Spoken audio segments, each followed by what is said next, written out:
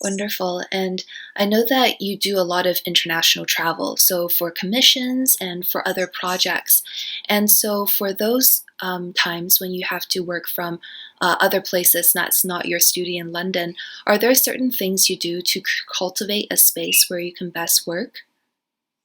Yeah, that's a really good question. And for me, I'm very visual. I love aesthetics. I love the feeling of home because it's an environment that you curate for yourself and to feel well. And so, since I spend a lot of time traveling abroad, I take items with me that make that feel more at home. And I'm really bad for prioritizing my passion over practicality. So I will, if I'm, for instance, if I'm doing some pieces on writing at home, I have a pop art, really bright red typewriter that I like to use just to format ideas because you can't backspace. So you just have to kind of get out what you're thinking there and then. And so I am very much the type of person who you could find on the train to Paris, bringing along my incredibly heavy typewriter, using that instead of my laptop, which is completely unpractical, but because it creates that creative edge in me, I go for it. I'll carry that around the vineyards if I have to, just because I feel like it's a better creative output for me than necessarily my Mac. I don't do it all the time, but I certainly find the comfort of home in what I bring along with me. That's super interesting. So have you always done that method with a typewriter? Like, how did you start doing that? Because I remember when I used to do like life drawing and stuff, there was a mentor who told me, don't bring an eraser with you, just keep going. And so have all those loose thoughts on the page and don't try to remove those strokes as you're brainstorming in the field. So that kind of reminds me of that which is Yeah, that's a really interesting comparison, and it's so true. And I was very reluctant at first. I actually came across this typewriter when I was on a road trip. I was going through Austria, and I was staying at a very creative hotel. And in the room, they had this set up, and it was very similar to the typewriter I ended up getting, inspired by it. But it also had this really bright red matching seat, and I just thought, oh, I'm so drawn to this.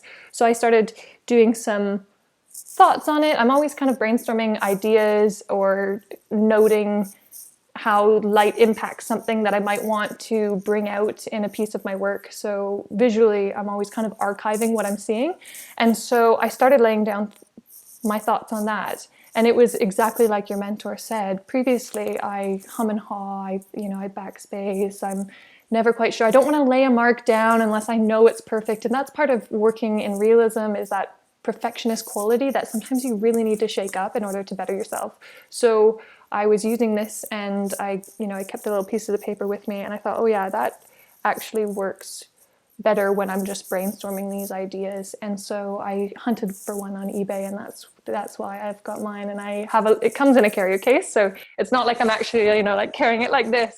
Yes, I was thinking, so are you walking through the vineyards like just with it on your like hand and then like typing as you walk through them? Yeah, it's a bit like odds in one hand, typewriter in the other, and then I let her like hunt and peck on the Wow, so well typewriter. trained. She's your sidekick for a reason, right? You really Yeah, can't. I described to her. That's why my work's turning into more abstraction at the moment. And I feel like it's amazing. Audra just like randomly appears. I feel like it's just like moments and then we just like see her in the screen and I love it. And she's just like so like nonchalantly minding her I'll own just keep bringing business. her in different forms of the screen so that people keep interested when I'm talking, and I've bored the rest of your audience. I'm sorry for those who aren't visually watching. I've got a sausage dog, which is what they call in the UK, which we call in Canada a wiener dog, and is actually a dachshund or a dash. Uh, I don't know. There's so many names to the dog. To be honest with you, I feel like I should know what I have, but I have the cutest dog in the world. So. You do. Can you show us so like where she actually is right now? Oh yeah, of course. Yeah. Apologies. She lies on my lap. So this is Odds. Audra, you're so tiny. She's very small. She's full grown now, which I adore. She's so much fun to have in studio, and she works with me every day. So I am usually facing the other direction. I don't paint without looking at it. But she sits on my lap and sleeps most of the day, periodically kind of trying to climb up me and get a little bit of attention. So we have a little play on my breaks, and yeah, she's with me most days on my lap. Would you say she's a pretty big part of your daily workflow? Yeah, she's probably a larger part of my daily distraction.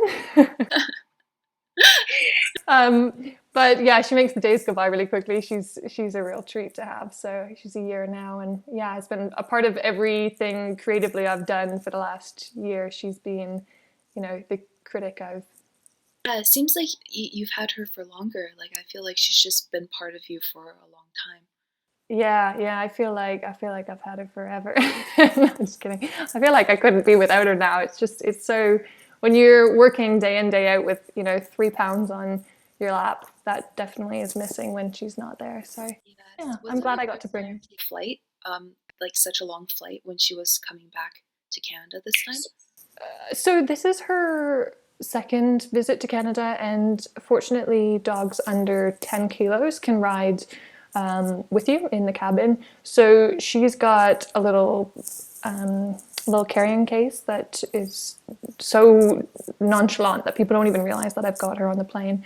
And she just has to tuck in by my feet and is very, very easygoing when it comes to travel, because she did that when she was a puppy. Like the first time, I think she was around 8 or 9 months, and she behaved really well. So I knew that taking her here would be a better experience for her than being cooped up in my London flat.